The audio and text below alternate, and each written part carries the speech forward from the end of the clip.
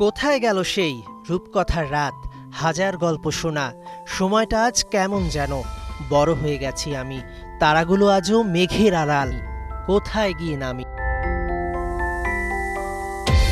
দুর্দান্ত এক শৈশব উপহার দেয়া জেনারেশন জির কণ্ঠে আজ ওল্ড স্কুলের সেই গানের বিষাদের সুর। মাশরাফি, তামিম কারো অবসরই যে সুখকর হলো না। হারাধনের ৫টি ছেলে, রইল বাকি ৩। মুশফিক রিয়াদের ক্যারিয়ার তো গোধূলি লগনে। আর সাকিব আল হাসান আদৌ ফিরবেন কিনা জানা নেই কারো।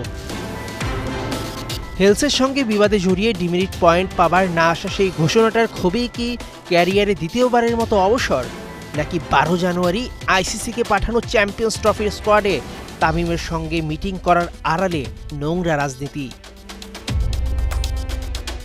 ইন্টারন্যাশনাল ক্রিকেটে ৩ ফরম্যাটে ১৫,২৪৯ রানের মালিকের অবসরের ঘোষণার পরপরই সতীর্থদের আবেগঘন স্ট্যাটাস।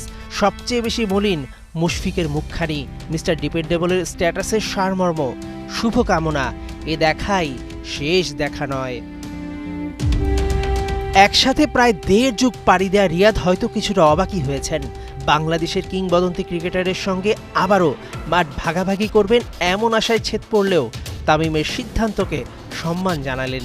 সৌম্য সরকার বাংলাদেশের সদ্য সাবেক হয়ে যাওয়া ড্যাশিং ওপেনারকে রিটায়ারমেন্টের পর বাকি জীবনটা উপভোগ করতে বললেন। তামিমের আন্তর্জাতিক ক্রিকেট থেকে অবসর ফলাও করে প্রচার করছে আন্তর্জাতিক গণমাধ্যম। ক্রিকেটের সর্বোচ্চ নিয়ন্ত্রক সংস্থা আইসিসি লিখেছে ৩৮৭ বার বাংলাদেশের প্রতিনিধিত্বকারী ক্রিকেটারের অবসর। ব্রিটিশ ম্যাগাজিন উইজডেনের শিরোনাম, চ্যাম্পিয়ন্স ট্রফির দল ঘোষণার আগে তামিমের অবসর। ক্রিকেটের জনপ্রিয় ওয়েবসাইট ক্রিকইনফোর ফ্রন্ট পেজে তামিমের অবসরের নিউজ। ভারতের এনডিটিভি, হিন্দুস্তান টাইমসও অবাক তামিমের অবসরের খবরে।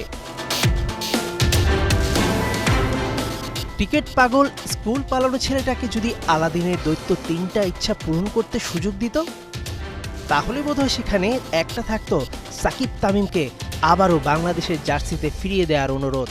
কিন্তু ছোট্ট আরহামের চাওয়াই যে পূরণ করতে পারলেন না বাবা তামিম। স্ট্যাটাসের শেষ লাইনেই রয়েছে অবসরের সব উত্তর।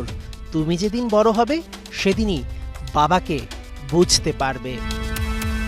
মেহেদী নাইম, ৭১।